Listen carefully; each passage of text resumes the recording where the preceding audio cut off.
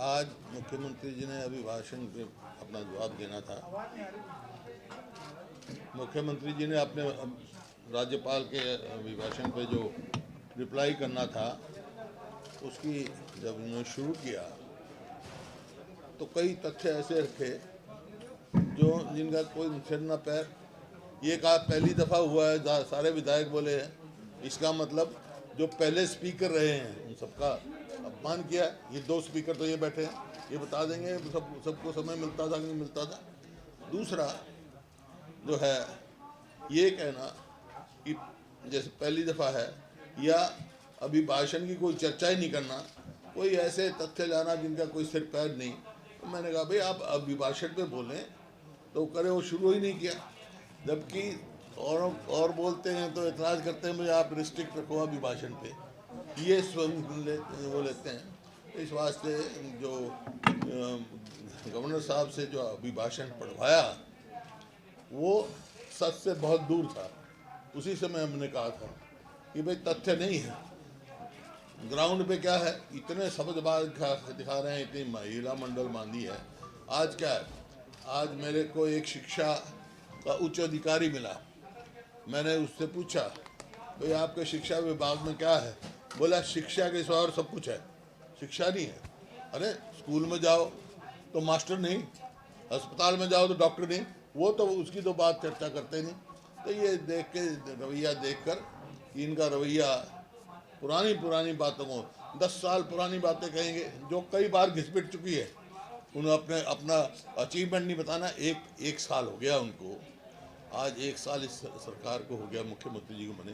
कम से कम उनको ये बताना चाहिए था मैंने 1 साल में ये कर दिया, मैंने बिजली का वो 1 यूनिट पैदा कर दिया, हमने एक पोल मेट्रो का लगा दिया। कोई ऐसी बात करें 26,000 नौकरियाँ तो रोक के रखी। ये कब सिलेक्शन हुई थी, कब के लगे हुए थे? कभी 26,000 कहते हैं, कभी 24,000 कहते हैं। HKRM लगा रखा है जिसमें ना कोई मेरिट है, सिर्फ भ्रष्टाचार का अड्डा है, ना कोई इसमें रिजर्वेशन है। तो इस किस्म की ये देख के कि भाई इस अभिभाषण में गवर्नर साहब की गरिमा नहीं रखी गई, उनसे जो कहलवाया गया वो तथ्य से परे था। और बता देंगे डॉक्टर साहब आपको। डॉक्टर साहब बताओ। डॉक्टर साहब ने कहा भी कोई फ़ायदा नहीं है यहाँ पर, यहीं से कर लो। इसमें गवर्नर अभिभाषण के ऊपर जब चर्चा शुरू हुई और वो मैंने ओपन किया तो उसमें मैंने सबसे पहले यहाँ से शुरू किया कि भाई गवर्नर एड्रेस जो है वो एक विजनरी डॉक्यूमेंट है और उसमें प्रदेश की दशा और दिशा का वर्णन होता है। उसमें जो गवर्नर एड्रेस में जो बात कही गई हैं वो धरातल पर कोई बात नहीं है। इसका मतलब वो झूठ का पुलंदा था। दशा जो है वो दशा तो ये है, स्कूलों में मास्टर नहीं, अस्पतालों में डॉक्टर नहीं, भ्रष्टाचार का बोलबाला है, नशे में दलदल में फंसा हुआ है प्रदेश, और बेरोजगारी और गरीबी में जो है वो पूरे देश में नंबर 1 पर प्रदेश चला गया। उस दशा का जो वहाँ पर, तो इस लाइन पे जब जिस ढंग से अब उसकी अभिभाषण के जब सारे मेंबर बोल लिए और एक निष्कर्ष जो है मुख्यमंत्री जी ने जो उस बात का अभिभाषण का जवाब देना था, तो उस लाइन पर जो शुरू किया उन्होंने, मतलब मेरे हिसाब से पर्ची खर्ची एक ऐसा शब्द है जो पिछले साल मतलब चुनाव से पहले और 10 सबसे बड़ा शब्द जो है पर्ची खर्ची है। और उस पर जिस ढंग से मतलब पर्ची खर्ची पर मैंने विधानसभा में एक बात उठाई थी कि भाई 3 करोड़ रुपए जब दफ्तर में नागर के दफ्तर में पकड़े गए थे, उसमें एक सीडी भी थी और उस सीडी में ये किसने ये पैसे दिए हैं, किसके कितने नंबर देने हैं, ये सीडी में ये था। तो खट्टर साहब बोले वो सीडी दे, मैं वो सीडी भी उसी बैग में है। तो गीता पे हाथ रख के आप गवाह हो इस बात के, मुख्यमंत्री ने अगर विधानसभा में गीता पे हाथ रख के कसम खाई कि मैं जो है कोई भी दोषी होगा उसको बख्शूंगा, कहाँ है जी दोषी? कहाँ हैं पैसा देने वाले लोग, कौन पास कर दिए, किसको पास होना था, कि किसके साथ अन्याय हुआ, कोई बात नहीं आई। फिर उसी बात पर फिर पर्ची खर्ची और 26,000। आपने पता है उन्हीं के मेंबर 24,000 कहते हैं, कोई 25,000 कहते हैं, कोई 26,000 कहते हैं, कोई जब फिगर ही उनके पास नहीं है। तो इस तरह से ये जो अभिभाषण के ऊपर जो जवाब मुख्यमंत्री का था, ये भी जो है मतलब उसकी शुरुआत ही मतलब जो है वो ठीक उससे नहीं थी, इसलिए मैं बात करता हूँ। आपने ये अभी परमानेंट मतलब जाएंगे नहीं हाउस?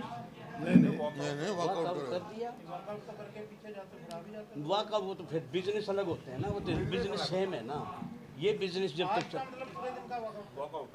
यही है, खत्म है ना इसके कोई बाद। बात तो करते नहीं हो, कोई भी बात इनसे पूछी गई किसी का हाउस में जवाब नहीं। पर्ची खर्ची की बात करते हैं। डॉक्टर साहब ने बताया इनके पब्लिक सर्विस कमीशन में, एसएससी कमीशन में पैसे पकड़े जाते हैं।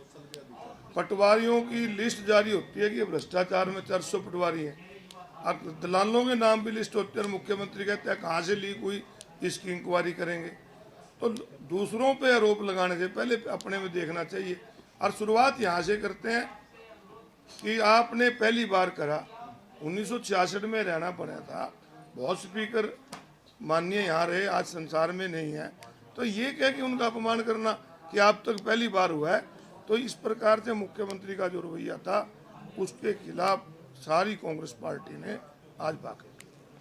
चलो 23 बीजेपी के 20 वो और 2 लोक दल के, यही तो मतलब ये तो सारे कहाँ बोल दिए वो मेंबर। किसी का जवाब तो है ही नहीं, किसी बात का भी जवाब और नहीं। कोई बात पूछनी है।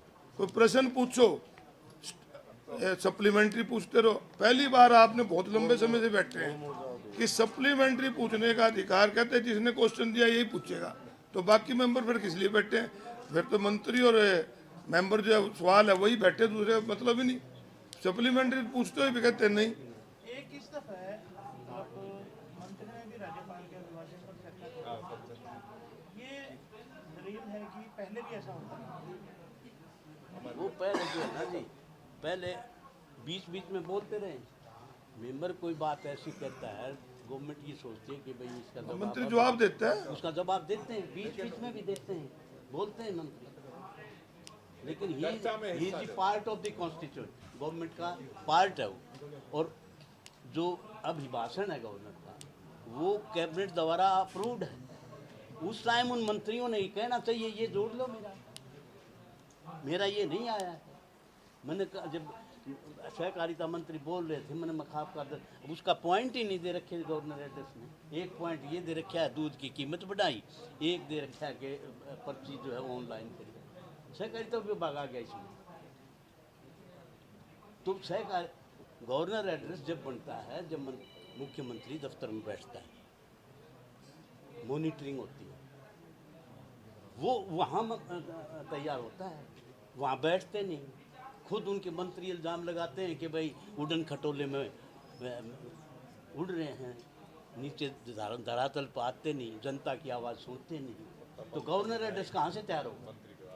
गवर्नर एड्रेस आप पुराने एड्रेस ये था कि देख लो, ये देख लो, कुछ है ही नहीं इसमें, सोता साहब।